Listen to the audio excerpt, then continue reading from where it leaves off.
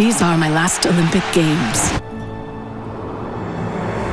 But I'll never forget how I got started. A win for Canada is in the cards tonight.